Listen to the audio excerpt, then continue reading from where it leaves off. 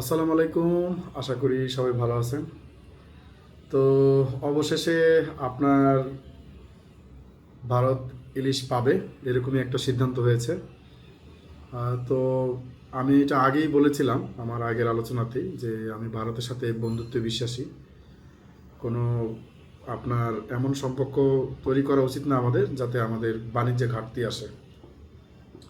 ভারতের ভুল আছে সেই বিষয়ে আলোচনা পরে করা যাবে। তো আপনার মৎস্য ও প্রাণী সম্পদ অধিদপ্তর থেকে জানানো হয়েছে যে আপনার ৩,০০০ টনের মতো ইলিশ ভারত পাবে। আর এটা এই এই মাসের সেপ্টেম্বর মাসের ২৬ তারিখ থেকে এটা দেওয়া শুরু হবে। তো পশ্চিমবঙ্গে এটা কিন্তু এখন এটা খুব আনন্দের সংবাদ, তারা খুশির বা আনন্দে তারা এখন ভাসছে যে বাংলাদেশের ইলিশ এখন যাবে।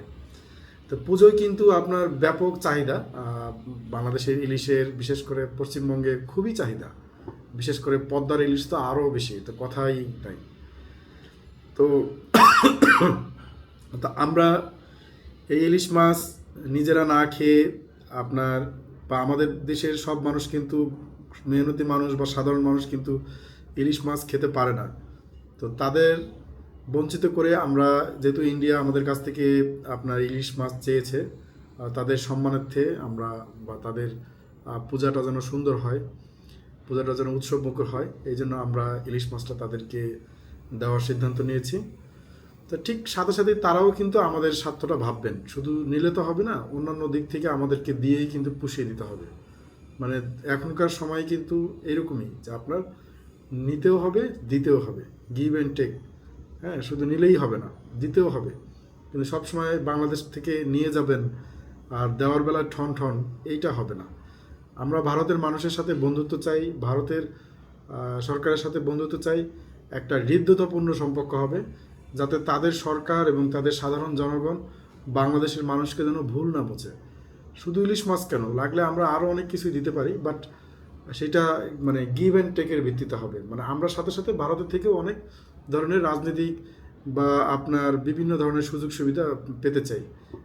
প্রথম যে সুবিধাটা আমার পক্ষ থেকে সেটা হলো, প্রস্তাব হলো যে ভারতে কোনো ভিসা থাকবে না বাংলাদেশে। এটা আমার একটা মানে ব্যক্তিগত মতামত যে সার্কের মধ্যে কোনো ভিসা থাকবে না। স্পেশালি বাংলাদেশি মানুষরা যখন ভারতে যাবে, এখানে ভিসার কোনো প্রয়োজন নেই। এইটা খুব মানে শীঘ্রই এটা তুলে দেওয়া উচিত, মানে ভিসা মুক্ত। সাথে সাথে আবার ইন্ডিয়ার পিপুলরা যখন বাংলাদেশে আসবে, সাধারণ মানুষ যখন আসবে, তাদেরও ভিসা লাগবে না। তো এইটা খুব তাড়াতাড়ি মানে করা উচিত আমার মনে হয়, যে অনারেবল ভিসা থাকা উচিত। কারণ আমাদের সার্কের মধ্যে কেন ভাই থাকবে, মানে ভিসা থাকবে?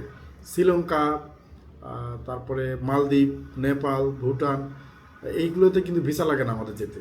তো শুধুমাত্র ভারতে যেতেই ভিসা লাগে কেন ভাই? ভারতে যেতে ভিসা লাগবে কেন? কেন দূরত্ব থাকবে আমাদের মধ্যে? তো এই ধরনের দূরত্ব আমরা চাই না। তো ভিসা মুক্ত দক্ষিণ এশিয়া হবে, এইটাই আমার চাওয়া। তো আশা করি আজকের আলোচনা এই পর্যন্তই।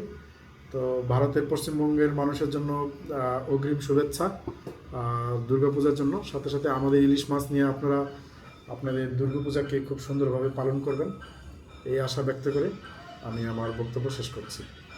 আল্লাহ হাফেজ। আমার জন্য দোয়া করবেন।